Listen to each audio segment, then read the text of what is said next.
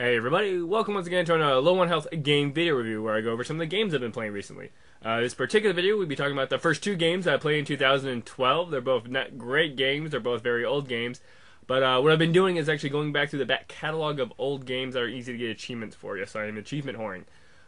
Essentially, there's kind of been a lull, the gaming drought has started. We do have a pickup in February, March, but right now it's kind of just low end, so I've just been kind of picking up easy to play games.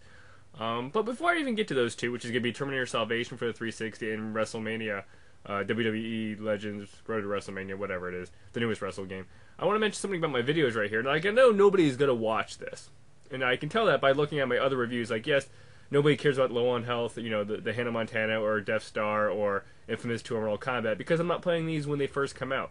But some of these other ones, like the Ace Combat gets a bunch of views, and what are the ones here that you can see? It's really interesting to see how the view counts. I know people don't really watch these, but you can see off to you can't really see off to the side. But it's really just interesting to see what views get hits and which ones don't. But once again, that's not what this is all about. This is basically a compilation to my Low on Health where I used to write reviews, but now I do the videos because it's easier, and I can actually see if somebody actually reads or watches the videos, as opposed to before when I didn't have any idea what the traffic was on the website. So I know nobody's gonna watch this, but if you are watching it, thank you very much. Okay, Terminator Salvation for the 360.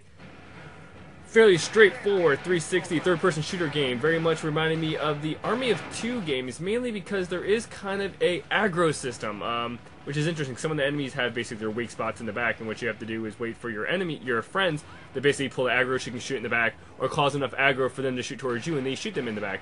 And what I really like is that your squad mates actually do cause damage. They're not just there and don't do anything. Enemies don't wait for them to for you to kill them. That your squad mates will kill them. I like that a lot.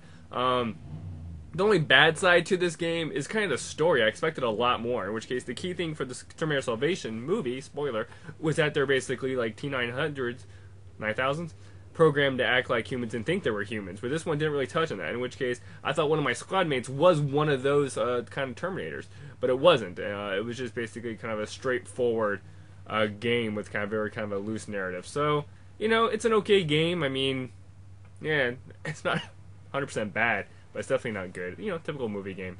Another game, like I played recently just to get the achievements, was WWE Legends of WrestleMania. Now, I will say, back in the day, I was a fan of wrestling. The first girlfriend I lived with was also a fan of wrestling, and we used to go to wrestling events. And my key thing is remembering, of course, the Stone Cold and The Rock when they first came out, and Triple H and that whole kind of thing. And back when it was WWF, which was WWF forever. But anyway, Legend of WrestleMania.